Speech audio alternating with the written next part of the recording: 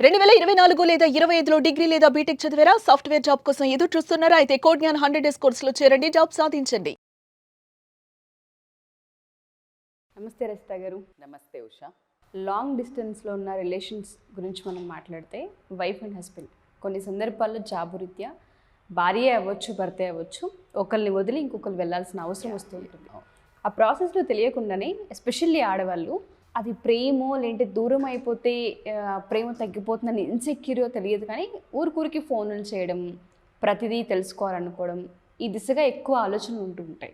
దీనివల్ల ఎటువంటి ప్రాబ్లమ్స్ వస్తాయి అంటారు? ఒకవేళ రిలేషన్లో కనుక ఇద్దరు వ్యక్తులు దూరంగా ఉండవలసిన అవసరం వచ్చినప్పుడు అసలు బిహేవియర్ ఏ విధంగా ఉండాలి, డిస్టర్బెన్సెస్ రాకుండా ఉండాలంటే ఏం చేయాలి?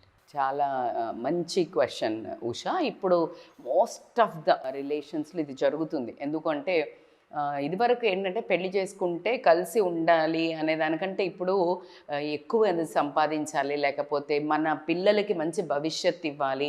అసలు గోల్ అనేది కుటుంబం ఉంది, కుటుంబం నడపడానికి ఉద్యోగం అనేది ఉండేది. ఇప్పుడు ఎలా అయిందంటే ఉద్యోగం చేయడానికే మెయిన్ గోల్. ఇవన్నీ ప్రియారిటీస్ చాలా మారడం జరుగుతుంది. అయితే ఈ లాంగ్ డిస్టెన్స్ రిలేషన్ ఏంటి అంటే ప్రతి ఒక్కళ్ళకి ఒక నిర్ణయం తీసుకోవాల్సిన టైం వచ్చినప్పుడు ఎవరైతే దూరం వెళ్తారో, మీరు ఇందాక అన్నారు ఎక్కువ ఆడవాళ్ళు చేస్తారు అని, అలా కూడా కాదు ఉషా. బేసికల్గా ఎవరైతే పర్సన్ అక్కడుండి ఎవరైతే పర్సన్ వదిలేసి వెళ్తారో వాళ్ళకి ప్రెషర్ ఉండడం జరుగుతుంది. ఎందుకంటే వదిలేసి వెళ్ళారు అనే ఒక సింపథైజింగ్, ఒకలాంటి పిటి, ఒకలాంటి వేరే క్యారెక్టర్లో ఉంటారు ఎవరైతే ఇక్కడ ఉన్న వాళ్ళు. సో కాబట్టి వెళ్ళిన వాళ్ళను ఆల్వేజ్ ఒక రకంగా నన్ను వదిలేసిపోయావు కదా, విక్టిమ్గా చూడడం, లేకపోతే నేరస్తులుగా చూడడం. అది అమ్మాయి అయినా కానివ్వండి, అబ్బాయి అయినా కానివ్వండి, వాళ్ళను ఒక రకమైన ఎమోషనల్ టార్చర్ చేయడం జరుగుతుంది. ఒకవేళ అమ్మాయి వెళ్తే అమ్మాయిని నువ్వే కదా వెళ్ళింది, నువ్వే కదా, ఫస్ట్ వీళ్ళిద్దరు అనుకోనే డిస్కషన్కి వచ్చి తీసుకుంటారు మోస్ట్ ఆఫ్ ద టైమ్స్. కొన్నిసార్లు కన్విన్సింగ్ చేయాల్సి వస్తుంది, బికాజ్ కెరియర్ కోసమనో లేకపోతే పిల్లల ఫ్యూచర్ కోసమనో చేయడం జరుగుతుంది. అయితే ఏమవుతుందంటే అలా వెళ్ళినప్పుడు దూరం అయ్యాం కదా, ఎక్కడ రిలేషన్ దెబ్బతింటుందో అనే ఒకే ఉద్దేశంతో వాళ్ళను మాటికి పలకరించడము, మాటికి నన్ను మర్చిపోతారేమో నేనున్నా అని గుర్తు చేయటము అనేది జరుగుతూ ఉంటుంది.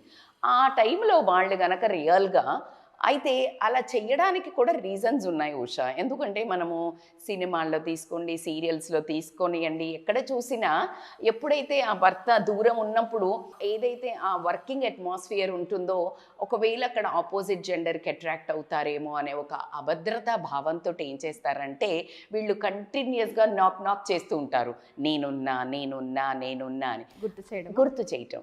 ఆ గుర్తు చేసినప్పుడు కొంతమంది అలా చేసే వాళ్ళని కంట్రోల్ చేస్తున్నారు అనుకునేది ఒక పిచ్చితనం. ఎప్పుడు కానీ ప్రేమతో రిలేషన్ స్టార్ట్ అవ్వడం అనేది చాలా ఇంపార్టెంట్.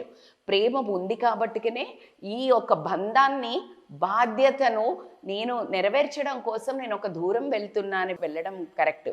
కానీ ఎప్పుడైతే ఈ బంధమే భారం అయిపోయింది, ఒకవేళ నిజంగా నిజాయితీగా ఆ అవతల వ్యక్తి, అమ్మాయి తీసుకోండి, అబ్బాయి తీసుకొని నిజాయితీగా నీ ఫ్యామిలీని రన్ చేయడానికి, నీ ఫ్యామిలీని పైకి తీసుకురావడానికి కనుక అక్కడ పనిచేస్తున్నట్టయితే, వర్క్లో ఉన్నట్టయితే, కొన్ని సమస్యలు వర్క్లో ఉండే సమస్యల్లో అవుతున్నట్టయితే నీ కాల్స్ ఎంత డిస్టర్బ్ చేస్తాయి గుర్తు తెచ్చుకో.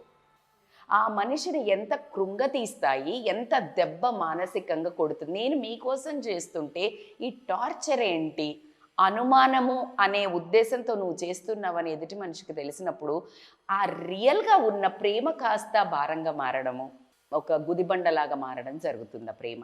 అది చాలా చెక్ చేసుకోవాల్సిన అవసరం ఈదర్ బోత్, భర్త అయినా భార్య అయినా. ఆ శృతి మించి మనిషిని అర్థం చేసుకోకుండా, ఒకవేళ నీ భర్త కానీ నీ భార్య కానీ ఒక ఫ్లర్ట్ టైపు ఒక అట్లా ఉంటే కనుక ఐ కెన్ టోటల్లీ అండర్స్టాండ్ ఆ ప్రెషర్ ఎంత ఉంటుంది అనేది. కానీ దాన్ని కూడా నువ్వు కేర్గా, మనిషిని కేర్ తోటి బంధాన్ని లాగాలి. కానీ నీ మీద అనుమానం ఉందనో, లేకపోతే ఇప్పుడు ఏం చేస్తున్నావు చెప్పు, అడిగే టోన్, అడిగే విధానము చాలా ఇంపార్టెంట్. సమయస్ఫూర్తితో ఉంటే గనక ఆ బంధాన్ని నిలుపుకోవడం జరుగుతుంది. అదే నువ్వు గనక చీల్చి కడుపు చించుకుంటే కాళ్ళ మీద పడుతుంది అని చెప్పేసి నువ్వు గట్టిగా ఇంకా లొల్లి పెట్టావనుకో, అసలు కొంచెం కూడా గొడవ లేని వాళ్ళది ఎక్కువ గొడవలయ్యి విడిపోయేదాకా రావడానికి చాలా ఛాన్సెస్ని చూస్తున్నాం మనం లాంగ్ డిస్టెన్స్లో. అలా కాకుండా వాళ్ళకి టైమింగ్స్ ఒకటి అర్థం చేసుకోవాల్సి ఉంటుంది. వాళ్ళు వర్క్ ఏ టైంలో చేస్తారు, వాళ్ళకి మంచి టైం ఏది. నువ్వు ప్రొద్దున ఆఫీస్కి వెళ్తున్నప్పుడు మేబీ వాళ్ళకి ఖాళీ ఉండే టైం కావచ్చు. ఆ టైంలో నువ్వు కొంచెం సేపు ప్రేమగా, అంటే టోటల్లీ ఎంతసేపు నువ్వు నన్ను మర్చిపోయావు, నువ్వు నన్ను పట్టించుకోవట్లేదు, నువ్వు డబ్బులు ఏం చేసా, ఇది కాదు.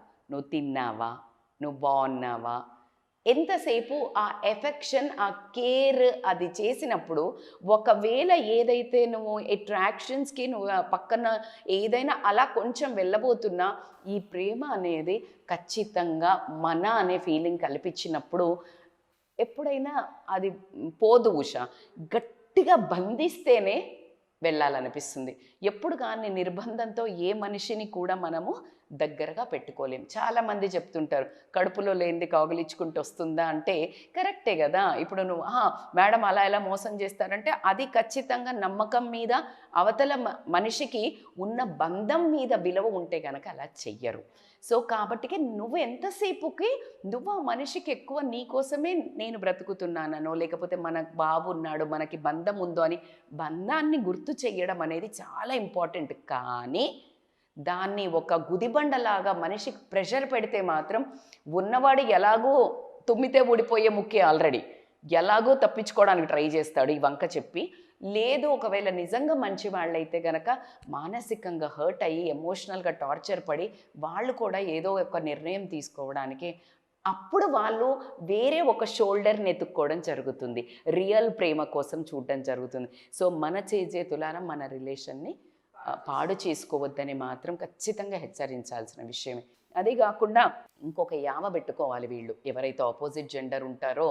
అదే ఆ మనిషి మీదనే థాట్స్ పెట్టుకోకుండా ఇంకొక మనం ఎందుకున్నాము ఇక్కడ, బాబు పాప ఉంటే గనక వాళ్ళ మీద వాళ్ళను చాలా మంచి మనుషులుగా తయారు చేసే విధంగా వాళ్ళకి కొన్ని కోర్సెస్ నేర్చి ఒక మంచి బ్యూటిఫుల్ మదర్గా, వండర్ఫుల్ ఫాదర్గా ఆ రెస్పాన్సిబిలిటీ చేస్తున్నప్పుడు అవతల మనిషి ఇటు ఖచ్చితంగా గుంజుకు రావడం జరుగుతుంది. నీ బాధ్యత పర్ఫెక్ట్గా నెరవేర్తిస్తే ఆ రెస్పెక్ట్ ఏదైతే ఉంటుందో, ఆ నమ్మకం ఏదైతే ఉంటుందో ఖచ్చితంగా వాళ్ళని ఎక్కడికి పోనివ్వదు.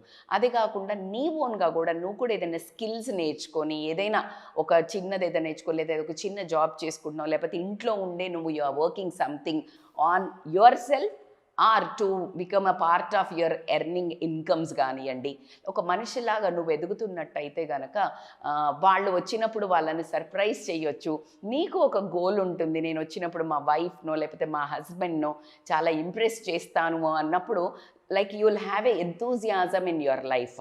లేకపోతే ఆ మనిషి లేడు అని నువ్వు ఒక పిచ్చిలాగా, ఒక ఇట్లాగే ఒక తినకుండా ఒక పిచ్చి అలాగా అట్లా ఉండి నీ సెల్ఫ్ మెయింటెనెన్స్ లేకుండా, సెల్ఫ్ లవ్ లేకుండా, సెల్ఫ్ కేర్ లేకుండా కనుక ఉన్నట్టయితే ఖచ్చితంగా ఎంతసేపు విరక్తి లైఫ్, నేనేదో త్యాగం చేశాను, నా భర్తను వదిలేసాను, నా భార్యను పంపించి నేనేదో ఉద్ధరిస్తున్నాను.